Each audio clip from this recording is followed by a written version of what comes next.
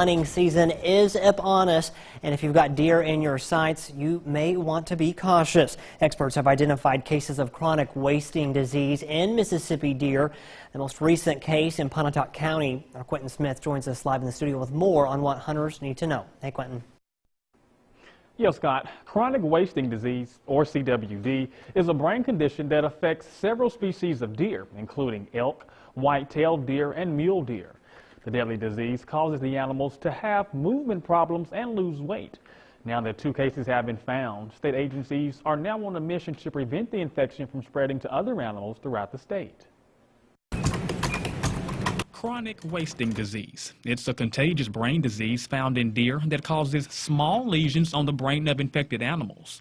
The cause is already in the animal's body. They're called prions. The problem with this disease, it's a misfolded prion that becomes infective and causes the organism to start producing these bad prions.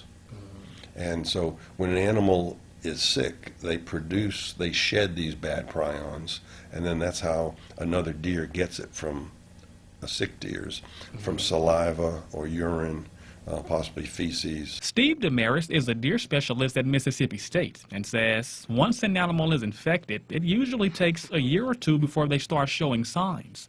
Symptoms include excess saliva and progressive weight loss, among others. That's why it's called chronic. It takes a long time. And one of the main symptoms is the animals stop eating and waste away. And so it's chronic wasting disease. So far this year, the State Department of Wildlife, Fisheries, and Parks has found 2 cases of the disease. Once an animal tests positive for CWD, Damaris says state agencies will then implement a feeding ban to prevent it from spreading. Deer salivate, and they go to a feeder, and they salivate onto the feed, and then another deer comes in and eats the feed that has their saliva on it.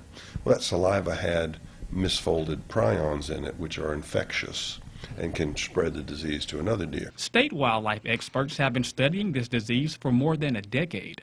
They typically collect samples from hunter and roadkill deer, as well as animals who look sick. As of now, there's been no reported cases of humans catching this disease.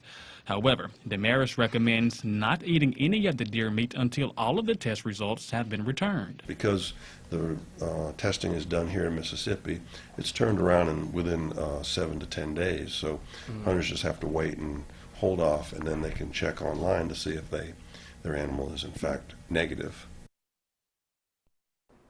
Now, I do want to point out there is no cure for chronic wasting disease. The deadly infection is already present among 24 deer in the United States.